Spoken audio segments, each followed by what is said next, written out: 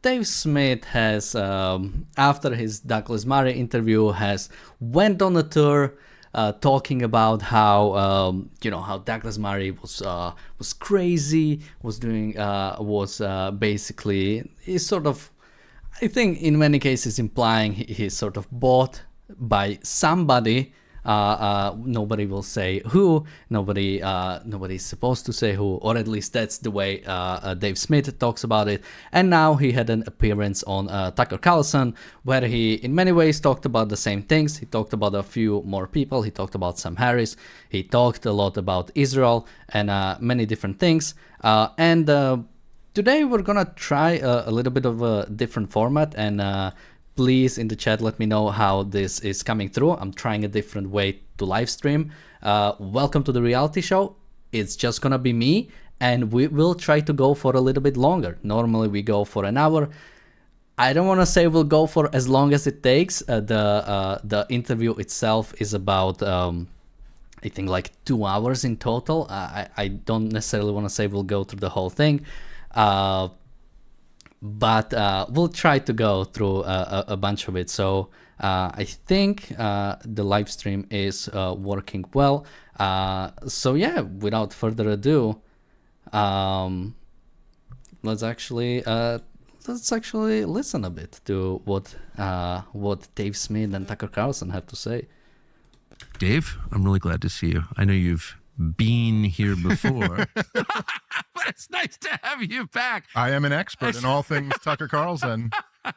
So, I know you've been asked this a million times, but I'm coming to this late. How do you assess the debate that you had with Douglas Murray? Now, it's been a month. How long's it been? Something like that. Something like a month, right? Yep. So, a few weeks. Looking back, what was that?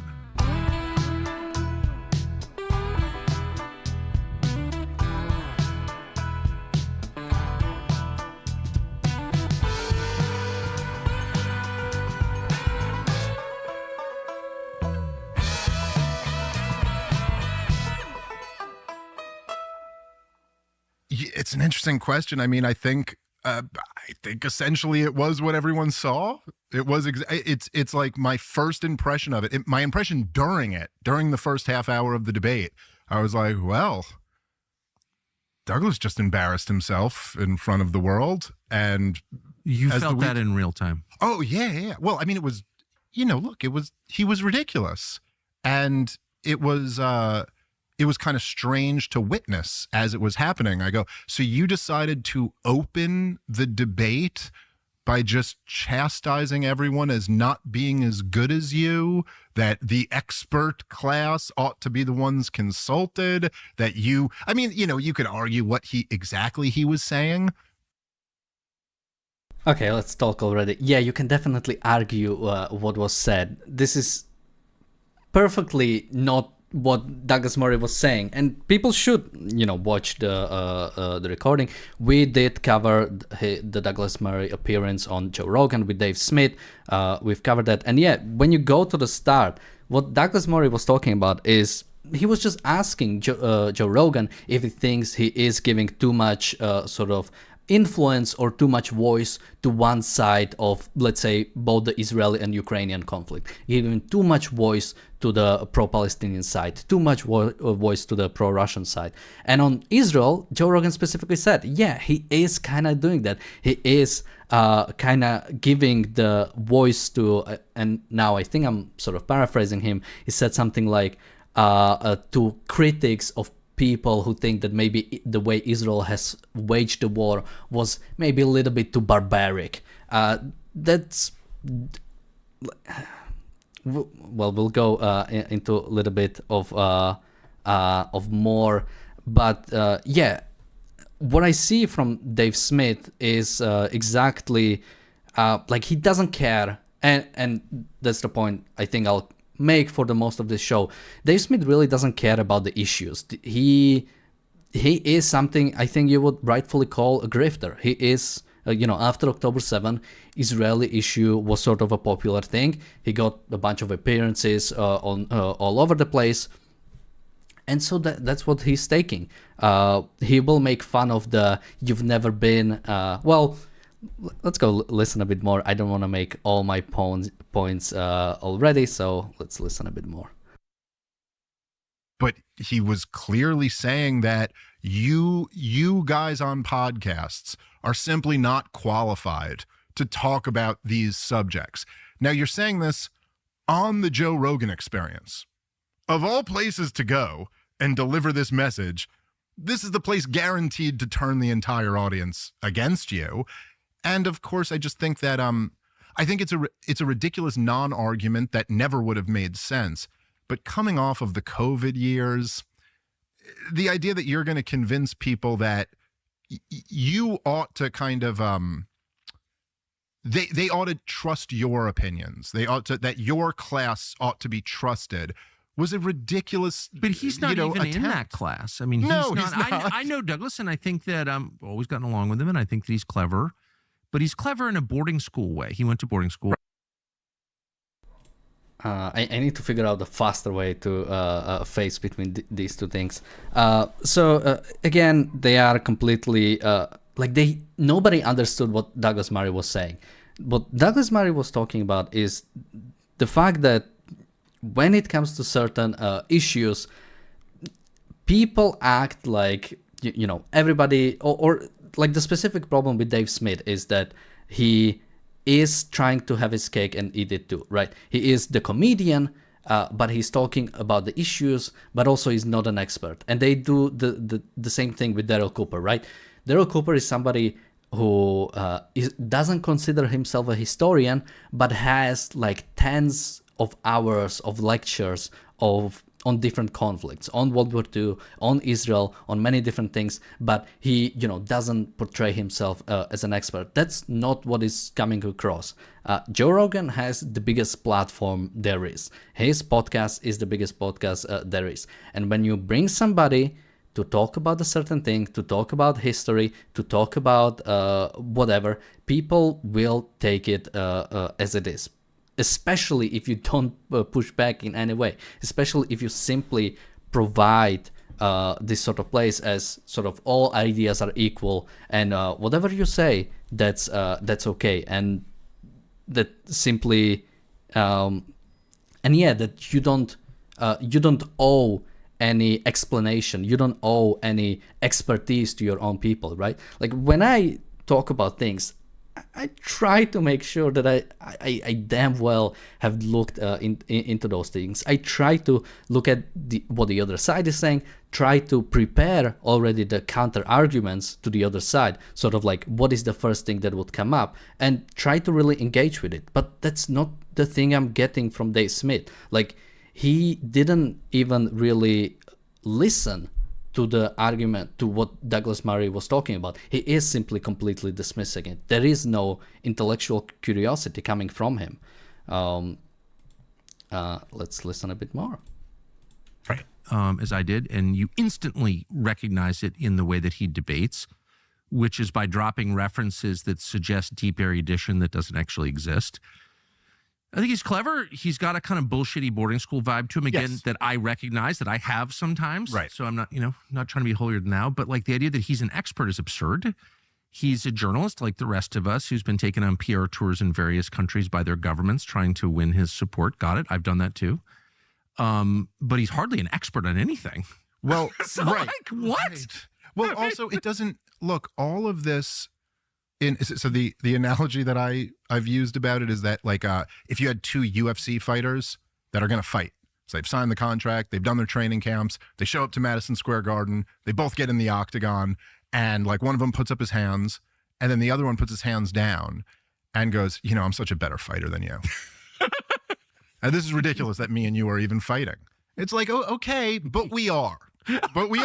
We're signed here. up for it. Right. We both accepted. We're both here. So if you are such a better fighter, if you have trained so much more, if you have all these advantages against me, well, then you can't just you have to demonstrate that. Take on the argument. You should be able to then destroy me. And so he weirdly opened with this thing where he was going to turn everybody off, turn everyone against it, because the style is bullshit. Even if you're, and I've had lots of people who are pro-Israel reach out to me since then and be like, listen, I disagree with you on the issue, but that was ridiculous the way he attempted to argue.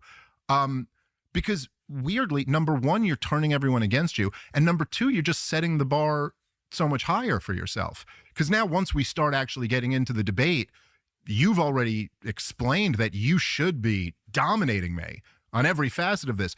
And yet you're not. And yet actually when it comes down to it, you have no answer for the points that I'm making.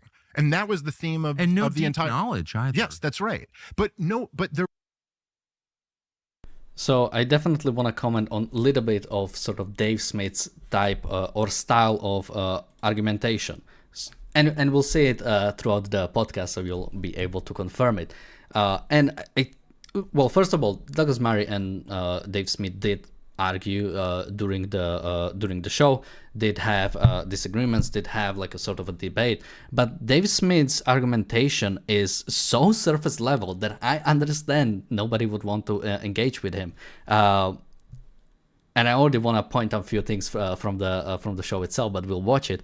Is Dave Smith brings up like one-off quotes from whatever in the past. He brings up like one-off things that happened, and he does rely incredibly or sort of credentiality.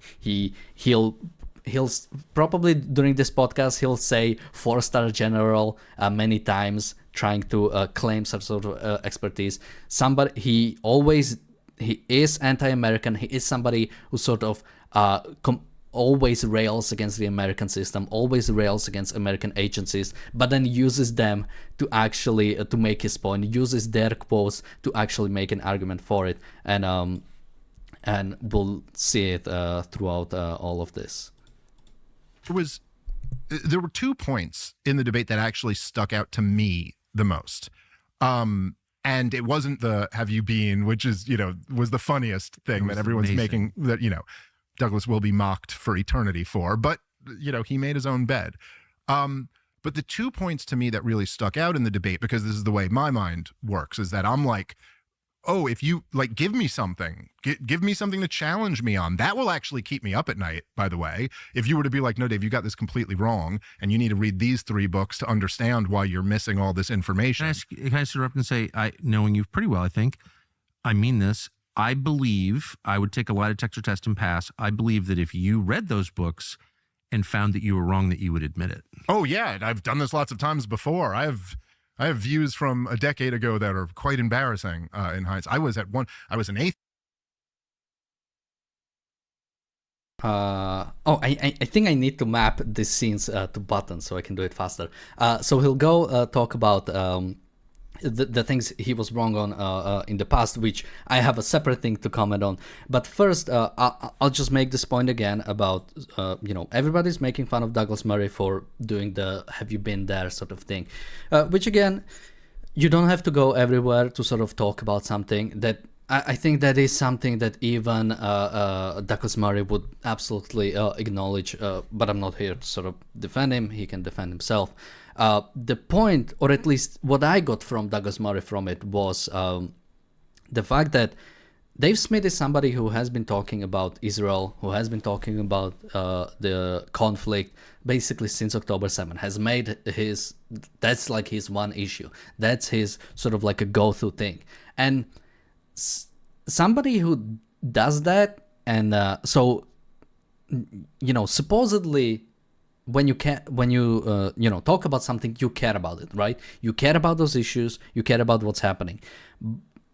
Then if you have no desire to actually do anything for it, to sort of travel and go see, talk to the people, see sort of it for itself, it won't necessarily like give you a new perspective or give you sort of like some kind of new knowledge that somebody has never discovered before just because you've been there. But it gives you some connection to it. It gives you some value from it. Like, I've been joking that, I went to Israel recently because Douglas Murray said so.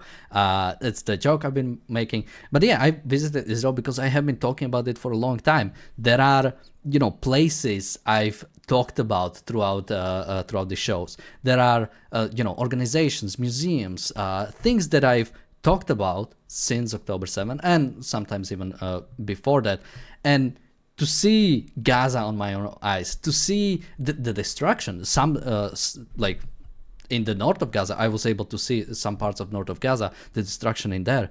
To see that was sort of brings it to, it is like a spiritual, like a value thing. Like I'm connected to this issue. I care about this issue, and I want to sort of like, you know, go and see myself. I went to the Nova Festival. I went went across Israel, and it was like rather than giving a new perspective, it was like valuable for me.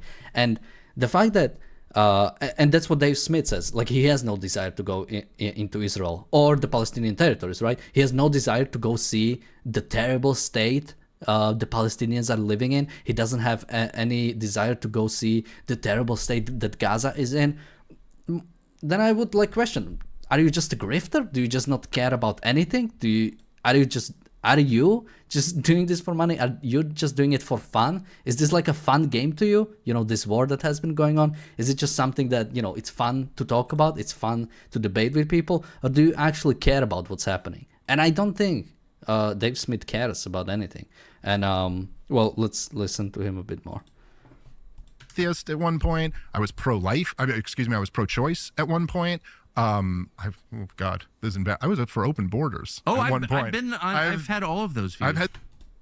So, and that's why so he has been an atheist before, and they'll talk about it, so we can talk about it later. He has been pro-choice before, and he has been for open borders before. Dude, you're a libertarian. You're for open borders by default. What do you mean you are not for open borders? That again sort of brings me like, what the hell does this guy even stand for? Like, you don't, like, as a libertarian, he shouldn't even believe in borders themselves because he's an anarchist, or at least he says he is. He shouldn't have any sort of, and not to mention, he should 100% be sort of pro-abortion. He should 100% be for the right of individuals to have control over their own body. The fact that he considers himself anti-abortion, the fact that he considers himself to be anti-abortion, again, I think goes, well, libertarianism falls apart by itself. But if you are someone who is for liberty, if you are someone who is for individual rights, sort of free movement of the people and the autonomy or the right to have a control over your own body should be like very much fundamental to your individual rights, to your viewpoint. So what do you mean you are no longer those? Now technically you can be sort of like a Christian libertarian or whatever, so I won't comment on it then, but they'll talk about atheism. Paleo libertarians don't believe in immigration, says Akira. Yeah, I mean, I don't know what to say about that. I mean, paleo libertarianism has like nothing to do with liberty. It's like absolutely antithetical to individual rights. It's like absolutely doesn't have, well, libertarianism itself kind of doesn't have anything to do with individual rights. Whatever ideas they have, they pretty much stole from Ayn Rand and try to divorce it from her ethics, from her view of philosophy, from her, you know, understanding of metaphysics and epistemology. And I think that really shows I think that really shows why so many libertarians either fall for Trump or fall for some right-wing populists and do that sort of thing, right? Because they have no actual basis for any of their ideas. So they are just they just go with the wind. They just go wherever sort of they are taken. Let's watch a bit more. Some really bad views over the years, and I've changed my mind. Do you think Douglas would admit if he was wrong? Well, of course not. I mean, that's obvious, so that's right? No, but that's kind of the acid well, test, look, right? if you can get Iraq, Afghanistan, Syria, Libya, Ukraine, and COVID wrong, and then with certainty say you're right about the next one, and then also arguing that the other person should have some humility. I mean, come on. Like, what is this? It's so good. It's just you couldn't write. If I just scripted this for you and wrote it on a script, you'd be like, take it down. And this is too ridiculous. No one would believe this. But regardless of that, so there were two moments that actually really stood out to me in the debate. were okay. So number one was in the Ukraine portion. Number two was in the Israel portion. So in the Ukraine portion, at one point, I said to him, we were talking about the what led up to the war, and so he said something like, he goes, the real question is why all these countries wanted to join NATO. I mean, we didn't incorporate them in NATO through force. And I was like, well, yes, obviously, that's the argument, isn't that we forced, the governments willingly wanted to join NATO. Yes. I was like, that's pretty obvious why. Okay, here is just a quick whip, or sort of like the governments tried to join NATO, as if this is just some, just some sort of a plot. Maybe he didn't mean it that way, but I think the language is pretty clear. The people that, like, at least in my country, you join NATO by a referendum, or I think it was like connected to a referendum. That's usually what happens. It's okay, I'm not sure if you can. All right. Shit. That's not good.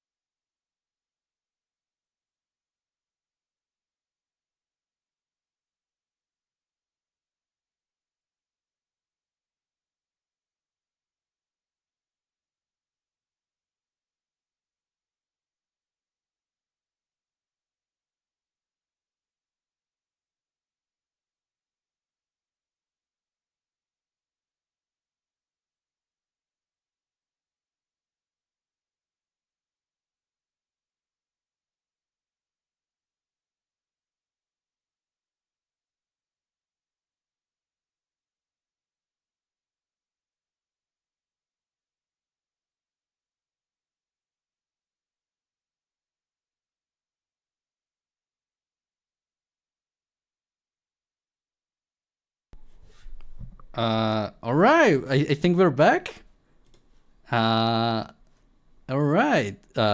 It says your stream is no longer being blocked due to copyright issues. All right. Now I'm kind of scared about sort of continuing with listening to it. So I think I will read chat for a bit, and I'll.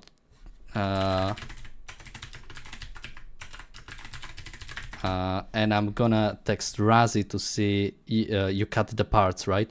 I haven't done anything, so maybe it was. I think it was like an automatic violation, as people are saying in the chat. Stream unavailable, stream suspended for policy violations. Or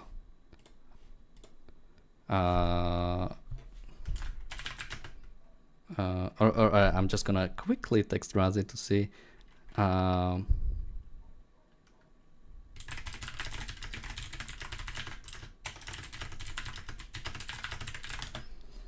All right, sorry for that. So yeah, that is a question now if I should continue. I think it was like an automatic flagging played on double speed, helps with copyright plus stalkers. Okay, we'll try to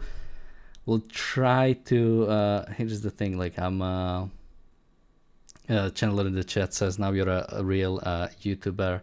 Yeah, definitely it feels like definitely feels a bit different. I'm wondering what it would be best. I mean, let's try continuing with it. I'm not sure if I can have it play faster. Yeah, let's try to play it yeah, we'll put it on a bit faster just to see if we can get around to it. Just 1.5 faster, so hopefully it won't be banned. It won't be blocked again. If it is, and I'll also try to pause it a bit more. So okay, no idea what happened last time. So let's see if we can watch a bit more. If something happens again, we'll probably just shoot it down just to make sure the channel itself is not flagged, although usually those can be dealt with. We were never I think it was just an automatic thing. At least usually Tucker Carlson is decent enough to not flag or not copyright strike people. So let's see if we can watch a bit more.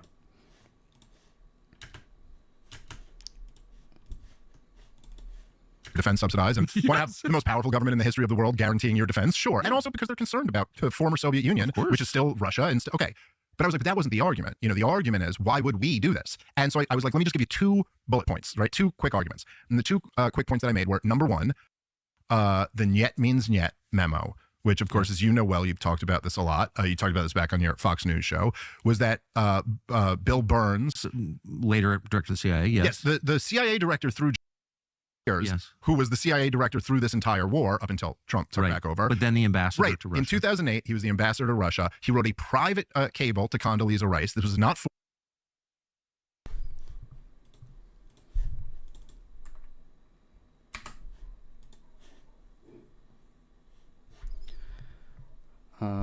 okay, so I guess I just have to wait to see if it comes back. And yeah, then cut it down. That's really unfortunate.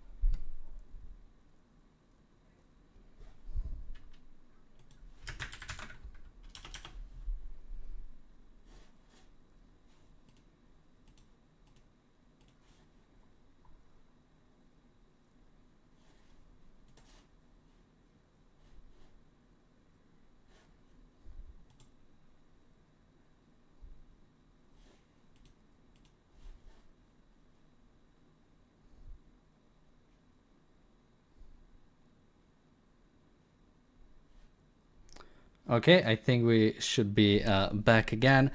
So yeah, I think it is an automatic YouTube it is an automatic YouTube thing. They're automatically flagging my thing. I'm wondering why it started happening basically sort of into Yair is asking what policy was violated. I think there is this thing on YouTube called Content ID. Basically, if you turn it on, it automatically blocks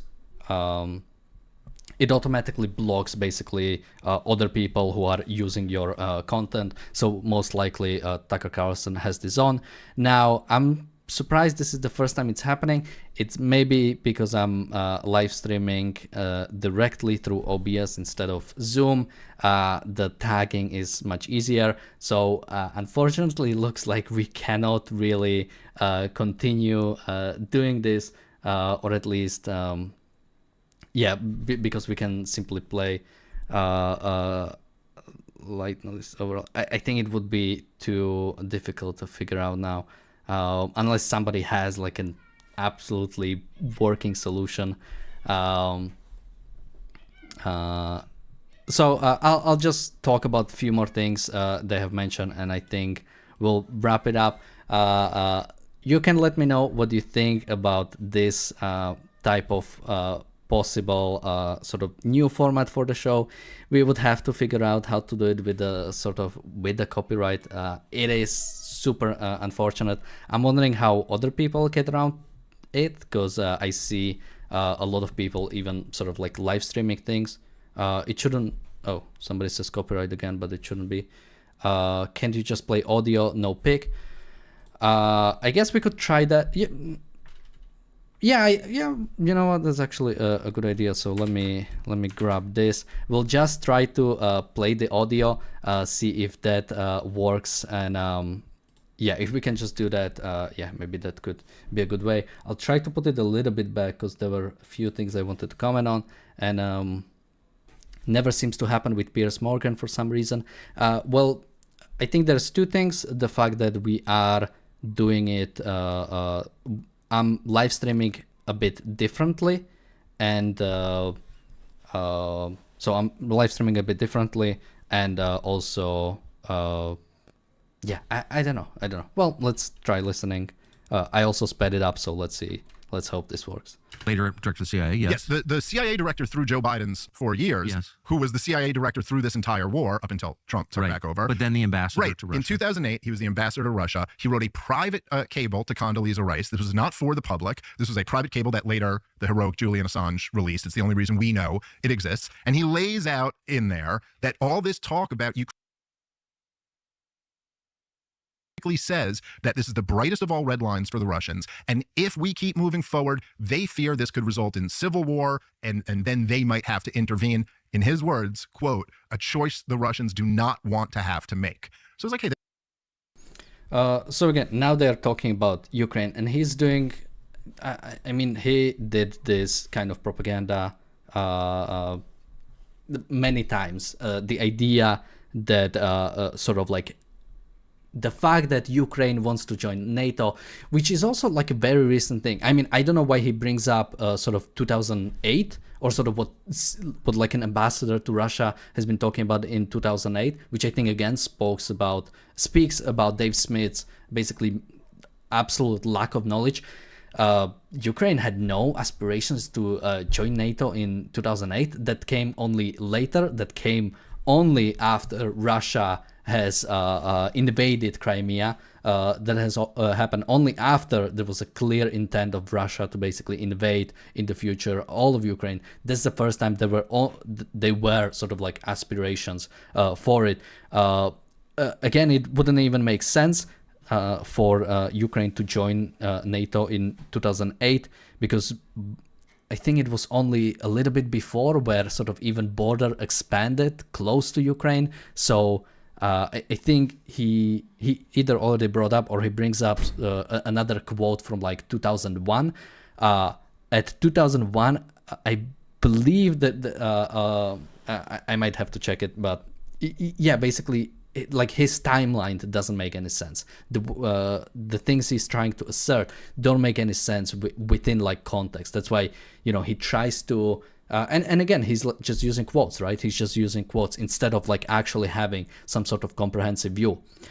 And all of that doesn't even matter, because just because Russia is afraid of independent nations joining defense agreements doesn't mean they can do whatever they want. Doesn't mean that what we are supposed to do is completely basically bend over or completely submit to what Russia wants to do. Okay, let's listen a bit more. There's a pretty compelling piece of evidence. Yes. And then number two, I said, Stoltenberg, I always say this name wrong, but the head of NATO, Stoltenberg, yes. Stoltenberg, the head of NATO, he said that Vladimir Putin in late 2001 put in writing, sent a draft treaty to NATO and said, if you just put into writing that you will not bring Ukraine into NATO, I will not invade the country. This is the head of NATO. So I give him these 2 points, okay? I could talk a lot more about this, but I was like, let's focus on these 2. Seems to me that all the power... Yeah, I mean, just a quick thing. What kind of thing is that? You put it in writing that if this country... So Ukraine has no sovereignty, right? It's basically, they are just a sort of like a chess piece on a chessboard, and we sort of like, we play chess over it to see who gets it? That's insane. Ukraine has sovereignty. They can, they have a right to sort of like choose. I don't necessarily want to say it's sort of like a right, but they have their own foreign policy. They for a long time were pro-Russian. They wanted to go closer to Russia. Then they started become pro-Western, or wanted to go a bit more pro-Western, and that's when Russia started invading. That's when Russia starting sort of interfering in their internal politics, right? So yeah, I mean, Dave Smith's whole thing is he talks about the sovereignty on nations, but if a dictatorship wants to invade you, that's when you actually lose your sovereignty. So much for this kind of libertarianism. Powerful people involved are admitting that this war was about Ukrainian entry into NATO. And his response was, the war was not about Ukrainian entry into NATO. It was about Vladimir Putin's desires to reconstitute the Soviet Union. And I was like, yeah, but what's the response? Like, what's the response to my point? Like, I made a point. You made nothing. You just made an assertion. So there was this one where it's like, once you actually get down to it, once you remove all this, like, you're an expert, you're not an expert, you've never been, what are you watering, what are the, you've got no actual argument here. Because you're not an expert yourself. Right. But even that, it's like that, again, just the way I work, that doesn't do anything for me. Then you got to have an actual argument. Otherwise, you're not going to persuade me. And I think for most of the actual viewers. Knowledge, too. Right. I mean, I just refer back to the boarding school thing. It's like the whole point of that style in debating is to create the illusion of knowledge. Like, well, you have an Aeschylus quote, sort of, you know what I mean? Or you can cite the titles of 3 D.H. Lawrence novels, but you haven't read the novels. You haven't read Aeschylus. You don't actually have you don't have an original thought that's actually yours. But you don't even have the material. You haven't even read the book. Okay, I think they sort of continue shitting on Douglas Murray a bit more. I think we'll try to jump a bit forward with the podcast. So they talk about Douglas Murray a bit before. Let's go to when they talk about Daryl Cooper, because I think there were a few interesting things that I think would be good to comment on. Is smart enough to understand that, but he did it anyway. Yeah. And I don't know his motive, but in the moment that I think made me actually turn it off, I had to stop watching, but it was most revealing of all, is when he goes after Daryl Cooper, the historian, really one of the great historians of the United States, Daryl Cooper, and doesn't know his name. Also, just a quick, so he was a historian, because he doesn't call himself historian. The whole thing on Joe Rogan was, Daryl Cooper, he doesn't call himself a historian. He's just somebody who's interested in this. Just a quick whip. Yeah. But goes after him personally as like a Nazi or something. Let me just parenthetically, and I'll shut up after this, but Dale Cooper is one of the kindest, most reasonable, most fundamentally liberal people I know, anti-Nazi people I know, a guy who you could give your routing number to would never steal money, a guy who, if he had absolute power, would kill nobody, like a truly decent Christian man, basically called him a monster and didn't even know his name. And so that suggested to me that he was like briefed by somebody before, so make sure you get in this Holocaust denier, which he's not. Daryl Cooper, like, what is that? Well, it's also, if you're smearing people. So Tucker Carlson cannot even claim ignorance. He put himself behind Daryl Cooper, right? He's this great guy. He's no neo-Nazi. He's the nicest person ever. If he had a complete power, he would kill nobody. But the first time we on this channel talked about Daryl Cooper was on his appearance on Tucker Carlson, where Daryl Cooper talked about how the Nazi invasion of Russia and specifically the slaughtering that happened of the Russians as well as the Jews was sort of like an unfortunate circumstance. They just weren't prepared for it. They just weren't prepared for a number of people that were there. Daryl Cooper was quoting some sort of Nazi officer saying it's more humane to sort of shoot them than to let them starve. like, if this is not Nazi apologia, if this is not sort of like bringing down of what the Nazis did, in the same podcast he talked about the fact that, you know, the idea of Churchill being the chief villain.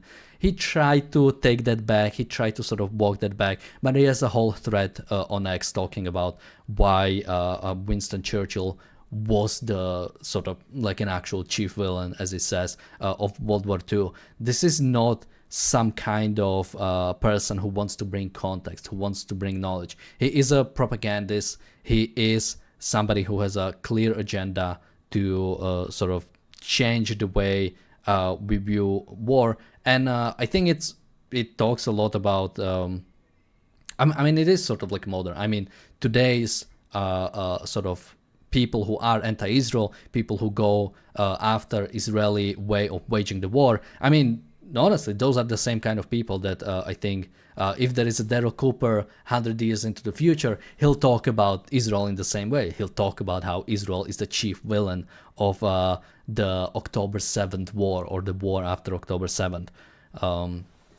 Akira says they refer to Dresden as a crime long before any of this happened. Daniel, you mean some people have been referred to Dresden as a war crime before sort of like Daryl Cooper? I mean, yeah, I don't think he's like a sort of a pioneer in this sort of anti-allies sort of narrative, but he is definitely part of it. So let's listen a bit more. And Daryl wasn't the only one, but if you're smearing people whose like names you don't know and who you admit you've never listened to any of their work, maybe don't put that right in the middle of an appeal. Yeah, and also he knew who, like, his name was. I don't know what they're talking about here. At some point, he sort of, I think, what you call that, basically mistook Ian Carroll for Daryl Cooper. But again, I'm not here to sort of like defend Douglas Murray on what anybody says. I mean, this idea that you know, you can only criticize people if you like watch everything they've ever said or go through everything they've ever said is like clearly like ridiculous. You can, especially if you have certain understanding, which I think Douglas Murray does, of World War II, of Churchill, you can tell when someone is just like spreading BS. You can tell if somebody isn't worth listening to, and I think that's the kind of person Daryl Cooper is. It's not somebody who's worth listening to expertise, you know, like maybe have that in a different section than in the section where you're going, you really have to know what you're talking about in order to have an opinion on these things. And so that didn't work out very well. Dude, Daryl is an amazing guy. He is brilliant. His work is phenomenal. I know him personally, and he's like genuinely a great person. He's a humane man. Yes, and it is something, it's a comment on our time and on our society that the guy who essentially, if you actually consume any of Daryl's work, as I have consumed a lot of it, basically Daryl's whole kind of his template, the way he operates is there's basically only like a couple rules. And like number one is he has to read everything that's available on the subject. So he reads everything. The guy's a machine. His depth of knowledge is like second to none. He just knows everything. And then number two is whenever you talk about history, basically his rule is that you have to understand that everyone involved is a human being. Every one of them was a 3-year-old at one point. Yes. So like totally innocent, like good little, like my 3-year-old that I have at home. And that they grew up in real circumstances and real things happened to them. And if you're going to do history, you have to constantly be doing your absolute best to put yourself in this person's shoes and then put yourself in this person's shoes and then put yourself on this side of the conflict and then put yourself on this side of the conflict. That's basically it. It's pure empathy. Like all... So this, in the context of watching the rest of it, this is like really funny because later on he goes on a spiel against egalitarianism, how, you know, this idea that all cultures are the same is crazy. Yet this is exactly what he's praising Daryl Cooper for. The fact that he is giving an understanding to sort of both sides. He's giving an understanding. He's looking at the humanity of the Nazis. That's again, that's not what history is about. History is moved by ideas, people, and later he also goes to make fun of Sam Harris for not believing in free will, and now he is basically denying free will of the Nazis. He's denying, or basically he is sort of putting forward, or at least is praising for Daryl Cooper for basically his determinism of the Nazis, the fact that, oh, you know, they grew up you know, being poor, and you know, they grew up in this sort of like in this era after the Treaty of Versailles, so that sort of like inspired Nazis. Again, this is not any kind of like objective view of history. This is not any kind of serious understanding of history. It's basically nobody's evil. We're all basically, you know, sinners in a different way. There are no ideas that move people. People are just, you know, the result of their circumstances. Akira says, to be fair, Daniel, nobody outside objectivists cares about the ominous powers. I mean, the idea that, you know, history is moved by ideas, or the idea that,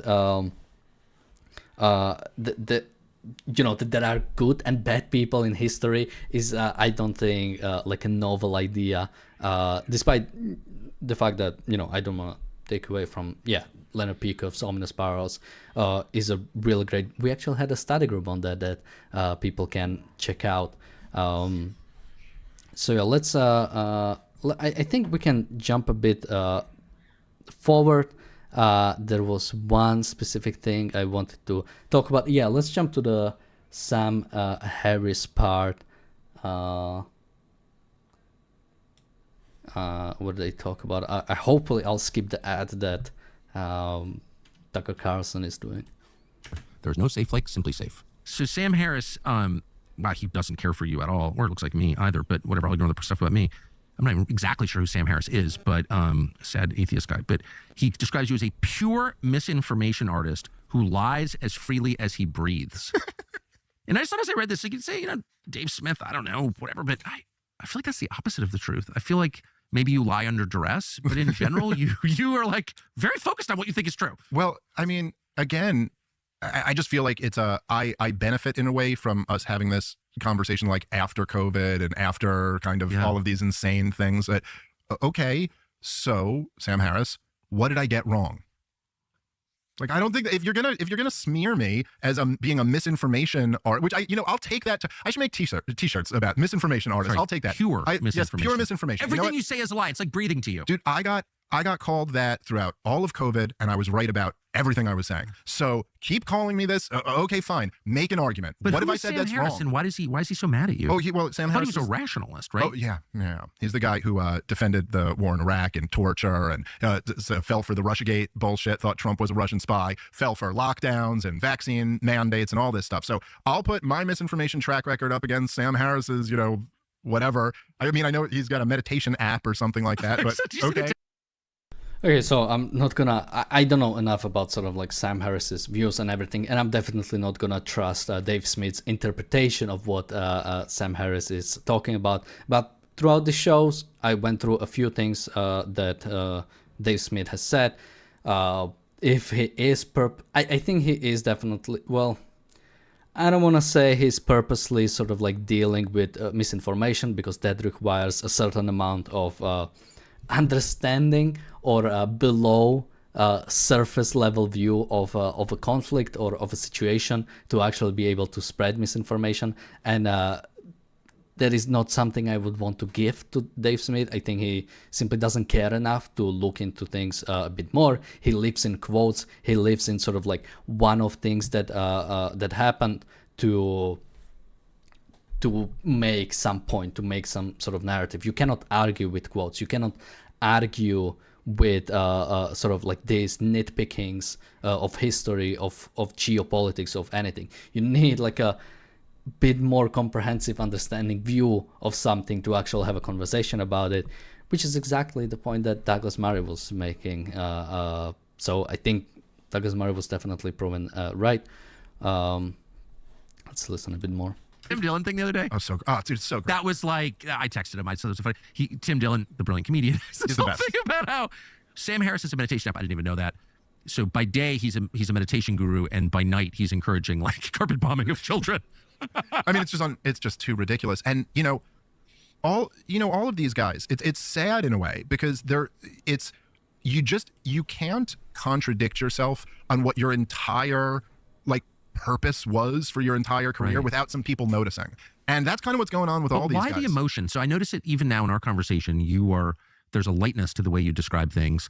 You obviously have passionate views, but you don't seem emotionally overwrought. Douglas seemed emotionally overwrought. This guy Harris seems emotionally overwrought. They seem very emotional. What is that? Well, I mean, I would say that So I really like this. I think this makes the biggest point when people make fun of people's emotions, when people make fun of sort of people having some reactions, either anger, frustration, or anything. Because if you care about something, you will have a certain reaction to it. If you care about what's happening in Israel, if you care about what's happening in Ukraine, if somebody is spreading propaganda, if somebody is spreading misinformation, if somebody is clearly spreading like evil things about this conflict, it will make you angry. It will make you emotional reaction. That's what having values is about. It's your emotions are simply a response to certain actions based on your values, right? And I think it's very apt for Dave Smith and Tucker Carlson to basically sort of like make fun of it, because they do not hold any values. They do not care about things. They are, honestly, they are grifters. They are just people who will do whatever that brings them, maybe not money, influence, brings them eyes, people that listen to them. And yeah, I think it speaks very loudly. We have a super chat from Wes. Thank you so much. Thank you for your support. And I think earlier we had a super chat from Apollo Zeus, which I'm not sure I mentioned. Thank you so much also. And let's listen more, because I think they'll go to a very good part. Kind of ironically, although not really actually ironic. And this kind of goes to, the conversation that you and Brett Weinstein were having the other day. I really love Brett. I think he's great. Yeah. I'm on your side of that debate, but I think one of the fundamental flaws in atheism is that it doesn't really exist. Yes. Now, see, they think that's the flaw in believing in God. No. They think the flaw in believing in God is that God really doesn't exist. God does exist. What doesn't exist are atheists. There's no such thing. So true. And you could even get into maybe if there was such thing as atheists, it would be a good thing to be one. But there aren't. They don't exist. They all have their religion, and it's almost by definition that whatever your highest thing is becomes your religion.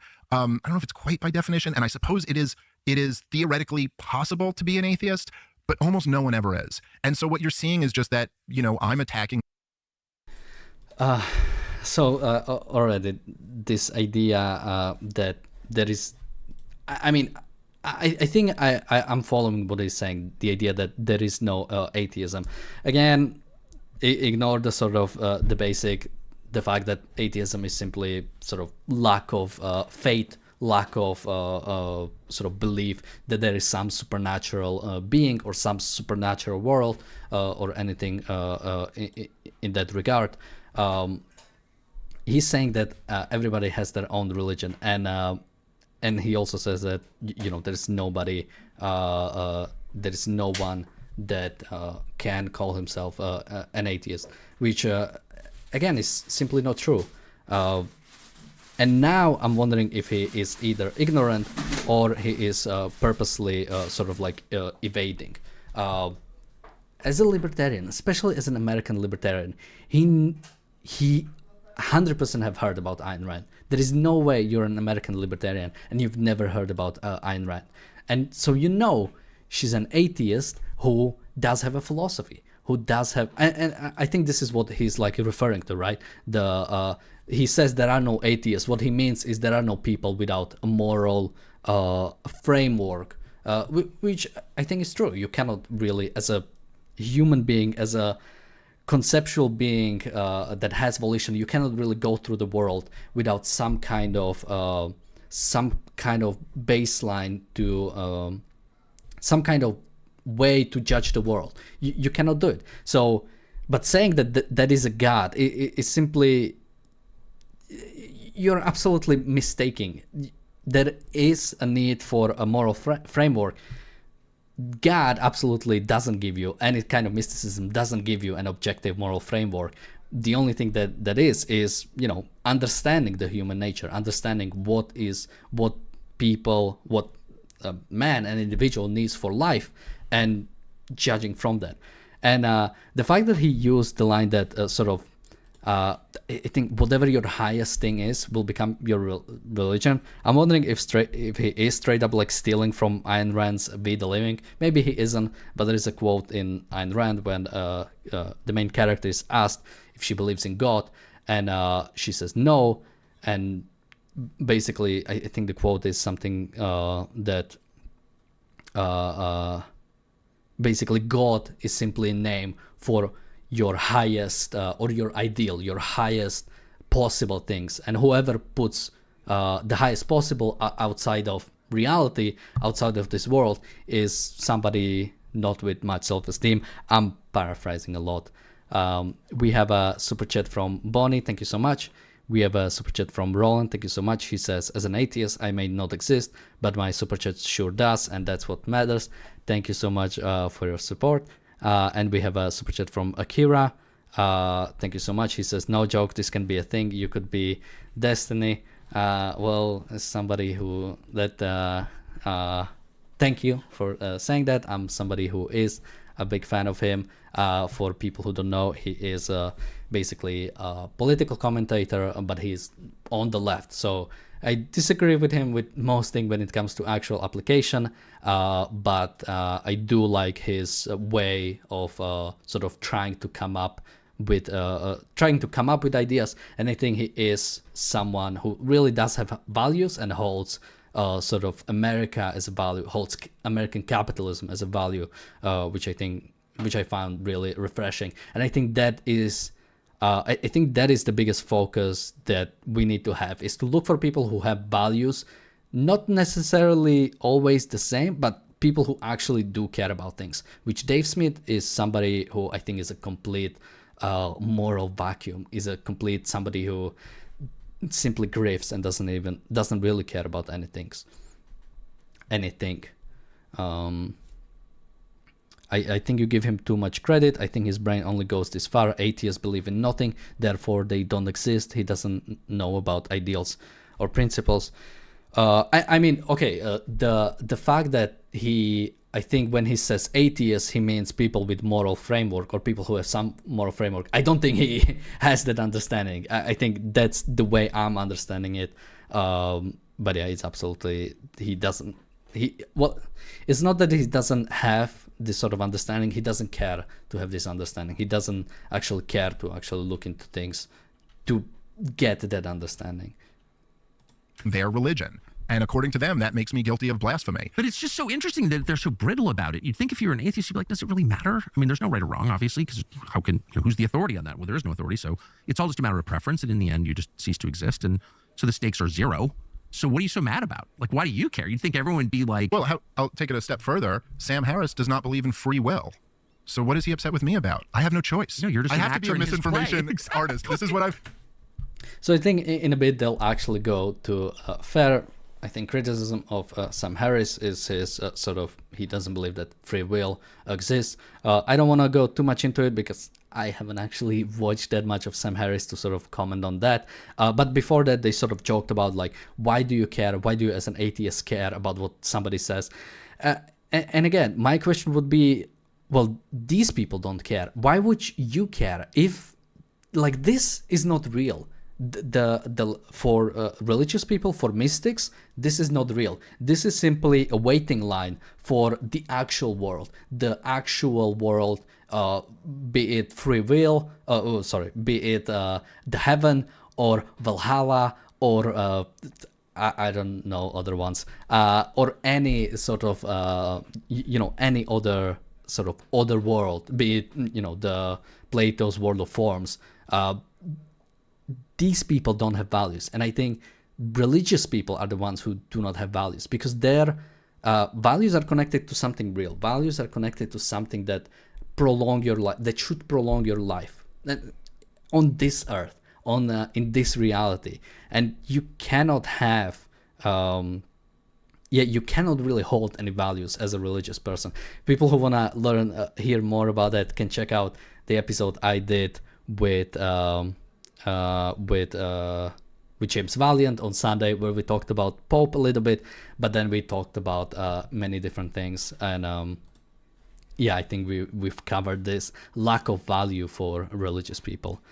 Okay, I'm wondering where we should jump. Okay, we are focusing on Israel. Let's jump into where they talk about the dehumanization of Palestinians.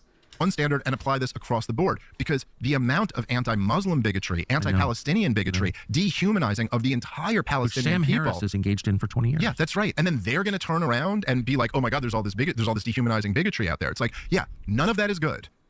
None of that is good. It's not good for you. It's not good for the conversation. It's just bad. You don't want to dehumanize an entire group of people human ever. beings like human beings. Yes, and that should be fairly obvious. But also, I will say that, Donald Trump, who I voted for and supported in this last election, I think has done some really good things in his first 100 days or so, and some not so good things. But, he would turn in the debate and call Joe Biden a Palestinian. He said this about Chuck Schumer, too. He's basically a Palestinian. You're like, whoa. And for all the people who have been screaming bigotry for the last decade, no one ever thought to be like, hey, that's not like an insult. I know. It's not an insult to call someone a Palestinian. I've met lots of Palestinians who are really great people. There's nothing wrong with them. And again, like if a presidential candidate ever like stood up in the debate and went, oh, this guy's a real Jew, we'd all be like, whoa, what the hell is that? I know. You don't get to say that in a political debate. I know. And so there's a ton of this. You have, Nikki Haley going over and signing bombs. Hard to overstate how much I hate that, by the way. Yeah, well, right, and I mean, there are a lot of unreasonable Palestinians, of course. There are also some wonderful, a lot of Christian Palestinians, a lot of wonderful Muslim Palestinians. So I hate that. I just want to say. Okay, I think I did something with the video. Okay, so again, this is like, I don't know what to call it. Like there is no willingness to actually understand anything. Now, when it comes to the people who are dehumanizing Palestinians are Palestinians by launching the war, by trying to kill all the Jews in the area. I'm not necessarily sure about this idea of like dehumanizing Palestinians, but this idea of, there are nice Palestinians, or there are, he specifically brings up like some Christian Palestinians, which again is like not that many. I don't know why I even bring that up, but that's all besides the point. This is a war. I'm sure there were like innocent people in Nazi Germany. This is war. War has to be fought, and you have to fight it and bring it to the end as soon as possible. That is the whole thing. I mean, I always mention it. I'm reading the book about the way General Sherman has waged the war in the South, and that was how it was. That's how you have to do it. You have to go in. You have to tear up everything you can, and you have to bring the reality of the war to the people, to have them actually stand up to the government, to have them stand up and reject the ideas that led to war. This is like war again, and I make this point every time. War is not some nice thing that happens and you have to do it in a certain way to like not be bad. You have to avoid war at all costs, but once the war starts, you have to end it as soon as possible. You have to end it as quickly and as decisively as possible if you hope for some peace in the future. Because if you don't fight it properly, then you're looking forward to basically endless status quo. Look at the Israel-Palestinian conflict right now. To basically an endless the destruction and not solving anything. Endless sort of like, suffering on some innocents, right? Children, of course, are innocent. They did not have any choice over the matter. But they will, and their blood is on the hands of Palestinians who started the war against Israel. Bitcoin Master in the chat says, pay attention to James Lindsay, the expert on the woke right. Yeah, he has been somebody that I've seen who has been sort of talking about the woke right. And yeah, it's sort of like an interesting thing. I'm wondering where we should. Let me let me jump a bit further. I haven't watched this part, so this will be my first reaction. This part is called The Atrocities of War. Think they could do it too. It's a skill to interview somebody, and he is excellent. Look what he gets. Did he get good? I haven't seen it. Did he get good stuff? Oh, it was great. And he was asking me, like, he started really getting into the detail of like what I believe a just war is and what an immoral war is and why is that. And the example I used, which I think, like, I know you because I've heard you talk about this stuff too. I think you'll agree with me. But I was like, okay, let's take World War II and let's say that, like, not only is the official narrative right, let's tweak some things here. It's so much more right than, the Nazis are, if it's possible, they're even worse than the real Nazis were. And if it's possible, they actually were going to take over the world. And actually, we would all be speaking German. Like, let's say, not only were they going to take over England, they were going to cross the Atlantic and come take over North America also. And the entire world would have fallen into Nazi totalitarianism had they won the war. And let's say, in order to stop the Nazis, we had a way where we could do it, where no innocent civilians were killed except one. We could literally we could take out the Nazis, save the entire world from totalitarianism. By the way, in this model, there's no Joseph Stalin. Joseph Stalin's a great guy, and the Soviets are a free country. There's no moral questions about who we're working with. Just all of it. All we had to do was we could take out the Nazis by dropping this one super bomb, but one 6-year-old girl would be killed. Okay? So I've made it the most clear-cut war in human history. In that scenario, I guess you'd go, look, we have to do this. We have no choice. The whole world will fall to totalitarianism, or the whole world can be saved and one 6-year-old girl is going to get killed. Okay, I can understand being like, we're making an impossible decision. We have to do this. Every year on the anniversary of that war, we should all weep to ourselves. We should all feel horrible that we had to do that. Because this 6-year-old girl got killed. Like, I have a 6-year-old girl. This is the most horrible thing in the world that you would ever, kill a 6-year-old girl. I mean, my God, I would set the whole world on fire to stop someone from doing anything to my little girl. And so if that were, in this very clear-cut scenario, not the complexity of real history, in this scenario that I'm laying out, we should still all be nothing but pity and sorrow that it ever came to that. And we should rack our brains every day thinking, was there any alternative to that? Was there any way that we could have done that without this little girl getting killed? And people could say that's kind of like pie in the sky or hippie-ish. I mean, yeah, he goes to call it exactly what it is. I mean, it is simply, again, it's treating war as if, it's just something that happens, something that is like a fact of nature, something that just happens, and so you just have to, you just have to hate yourself for doing it. It's just a terrible thing. No, somebody started the war. Somebody decided that it's no longer, he doesn't want to deal with people by persuasion anymore. Some culture has decided to do that. Some culture, or rather dictatorship, right? Because, check out the Ayn Rand's article, Roots of War. Dictatorship is at the root of war. So already they have no regard for their own people. Already they have no belief, sort of respect for the individual rights of their own people. They start a war against another culture. They start a war against another nation. And you cannot fight the war unless you have a moral certainty in what you're doing, unless you have a certainty and understanding of what you're pursuing. The fact that you understand that somebody else did this, somebody else decided to no longer live in a civilized world.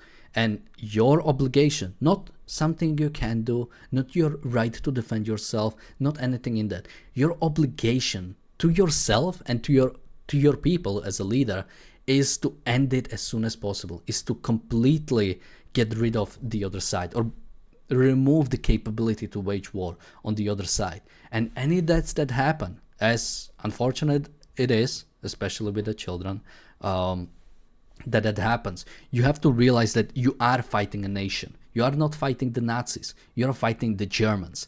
They are the ones who have decided to do this. And you need to bring them down to their knees as soon and as quickly as possible, and whatever it takes. Or you're not only risking the lives of your own people, you're risking the lives of not even risking the lives. You are risking the morality of the world. The fact that we haven't stood up to Soviet Union during World War II and we helped them has fueled many conflicts around the world. The fact that we helped the Soviet Union during World War II meant communist China came into power. Billions, how many people died there? Tens of millions of people died during the Great Leap Forward. Not to mention they still live in a dictatorship. Iran wouldn't have happened without the Soviet Union.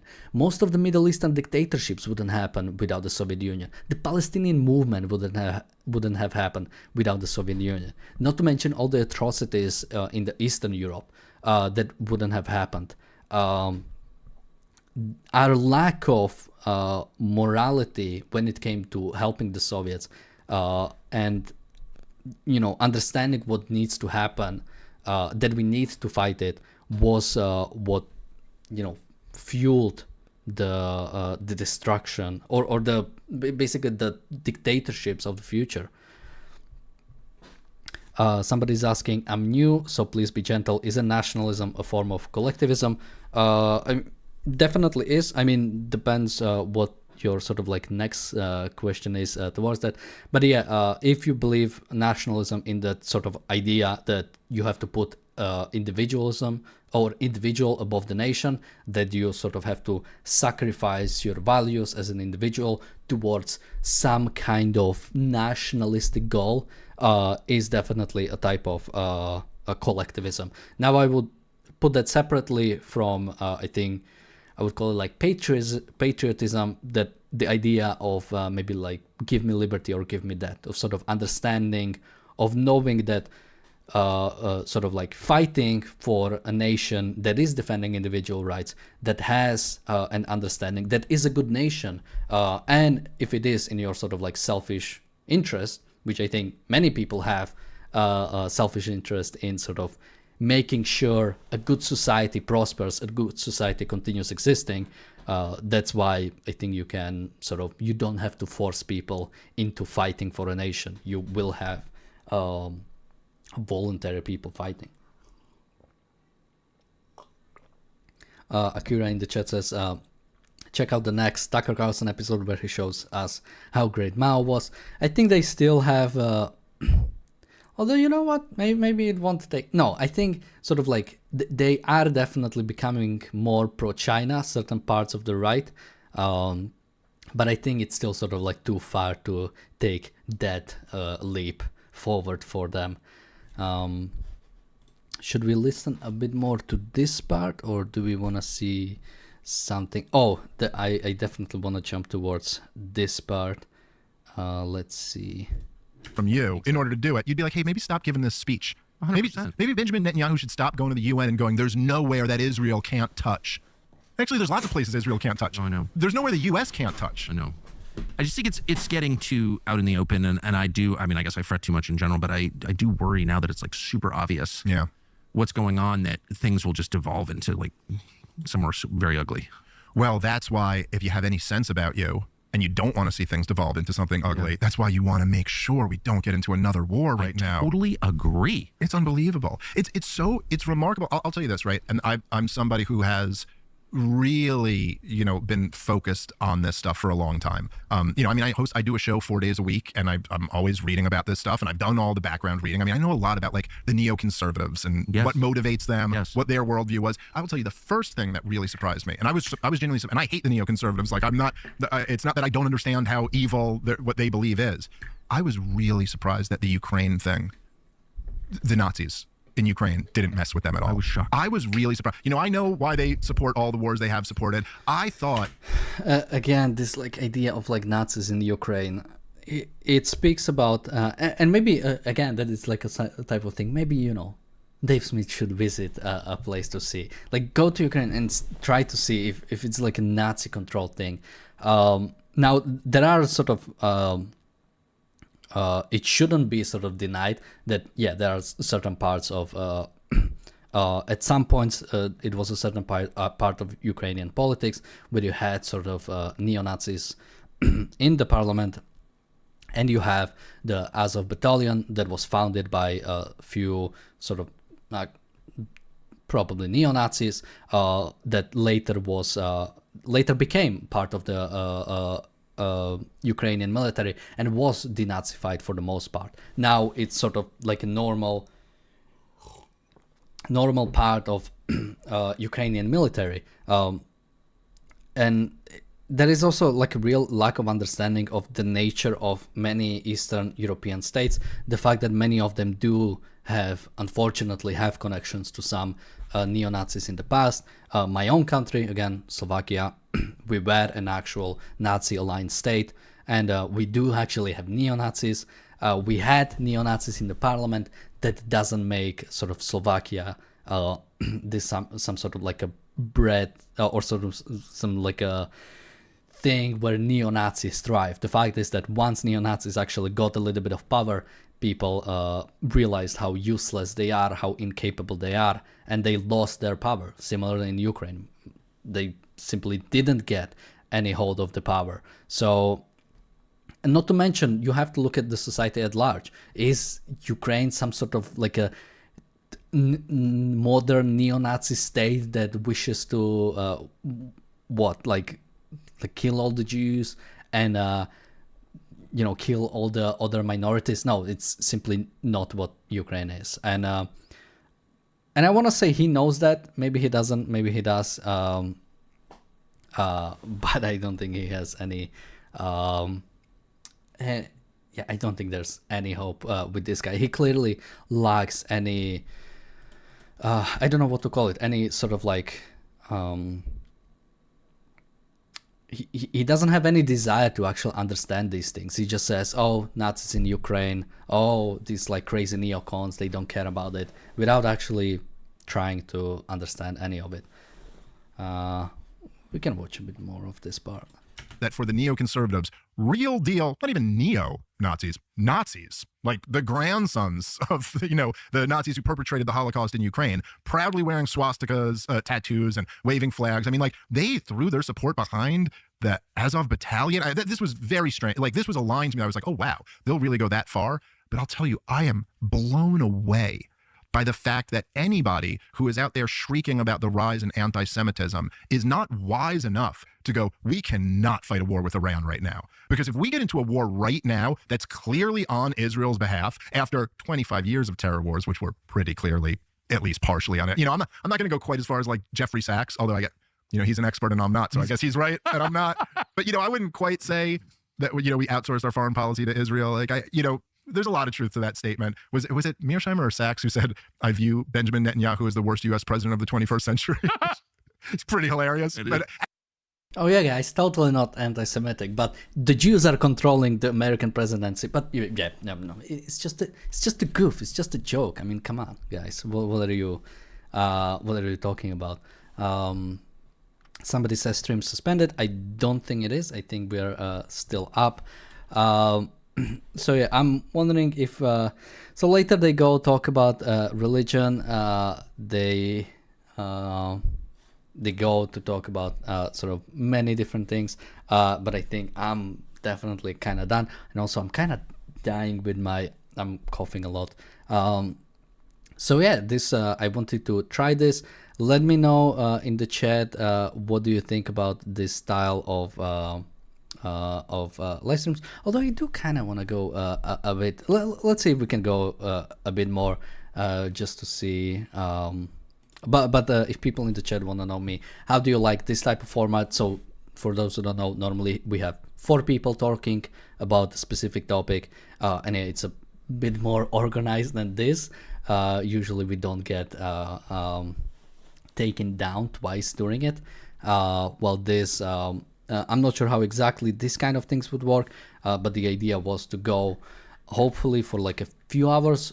Basically the other shows just go for an hour, that this could go for a bit longer to see how basically people show up, if people show up during the stream, or if we can sort of like get more people interested. But yeah, maybe we can. I'm wondering if we can jump around maybe a bit back. They talk about I'm trying to remember where was like the good stuff. Okay, they do talk about the woke right, which let's jump towards the woke right parts. system that I'm not even allowed to have this Ibram opinion. Kendi. Yeah, no, totally. It was just that. And so then what do you think the response to that was? Here you have Joe Rogan, who has got some of these guys on his show who clearly are making a case where he goes, all right, yeah, this is a pretty good argument that this guy's making. And he brought, as much as Douglas was complaining in his op-eds after the fact that it's so unfair that I couldn't just go on alone. I had to go on with this guy who doesn't know what he's talking about. It's like, yeah, but this was your opportunity, man. You could have blown me out of the water and then had Rogan being like, shit. Maybe I should have more experts on. Like, maybe I've got this comedian guy who I think's making really good points, but then this guy just came in and like totally took him on, but he was unwilling or unable to do that. And so that was the next freak out, is they realized that like, oh, Joe just got pushed more in my direction, as his whole audience did. I wonder, though, if there's not something a little more sinister underneath it. I mean, you keep referring to this as a debate, but it wasn't. Of course, it was not a debate. It was Douglas trying to scold Joe into never having you or anyone like you on his show again. It was basically, he was playing the heavy. Yeah, a little bit. It was kind of threatening, I thought. Like, you don't really know, because you were a sitcom actor / comedian / bow hunter, that actually you're playing with some pretty serious shit, Joe Rogan. And we've been watching, and maybe you should stop having these people on. Yeah, I mean, that was definitely the vibe I got from it. Oh, no question. It was, they even used the word, when he was talking to Barry Weiss, that embodiment of expertise that is Barry Weiss. They were talking, and he used the word platforming. That Joe shouldn't be platforming all of these people. It's like, okay, so you look, I'm saying this is just Animal Farm. Right. We're at the end of Animal Farm, where the pigs and the people are indistinguishable. Like, if you're a conservative, using the word platform as a verb, like, how long before you call me a white supremacist, actually? Which essentially, I guess, white supremacist isn't the term, but anti-Semite is the term that they're going with. It's the exact same playbook. And then they have the balls to whip around and call you woke right? Yes, that's right. I'm like, right. I mean, I don't know what to call it this again. I mean, the idea that sort of like platforming is, this like crazy thing. Like that's exactly what like Tucker Carlson did. The problem with platforming is you are, or there is not necessarily a problem with platforming. Like, you can sort of like invite people on, as ARCUK, we have like a certain policy about the kind of people we want to have on. But the idea that the problem isn't that you invite somebody, or the problem isn't sort of inviting somebody specifically. It's you invite somebody, let them say whatever they want, let them spread misinformation, let them spread lies, let them spread whatever sort of like crazy things they have, and you don't offer any pushback. You don't offer any sort of accountability. And I think you have sort of a certain amount of like, you owe something to your audience, you owe something to your people, to basically make sure that you're not spreading like crazy things, that you're not spreading basically like crazy ideas that have been like debunked already, and you are providing them as this is some sort of like a new viewpoint. Like, everything we've heard from Daryl Cooper is something that was already debunked in the past. But if you're bringing on the biggest platform like Joe Rogan, and you just let him talk, you don't provide any perspective, then you're sort of like telling people that this is like an acceptable thing to sort of believe in. And I think there is like a certain, that's what we do, right? We try to sort of talk about why, try to debunk what these people are saying. With that, I think I'm sort of out of steam, unfortunately. This is a bit tougher than I expected to talk for so long. But definitely let me know. Somebody says, not a fan of woke right label. I didn't get to talk about that much. I think we might do like a full episode on it. Bonnie says, I'm not clear on the difference between all the news stream. Do you mean more guests on Zoom? Longer is tricky because I don't like to listen while doing other things. So the idea would be for this one to basically just have like one person and go for a bit longer. That's sort of like usually how many of the live streams work. The idea is, if you go for longer, you can get more live viewers in, more people, because we get the biggest viewership usually we get while we are sort of live.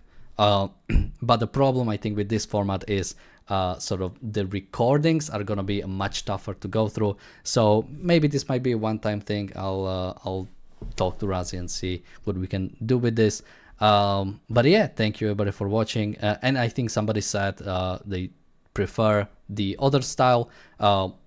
which yeah, we'll definitely keep it. Okay, this is not like we are changing anything. Tomorrow we should be back to the normal way of doing things, and we'll see if, yeah, we'll see what we can do about it. With that, I think I'll start wrapping up. So yeah, you can let me know what you think about it in the chat and in the comments. With that, thank you everybody for watching, and I'll see you tomorrow with another episode of the Daily Objective as well as the reality show. Thank you, and bye bye.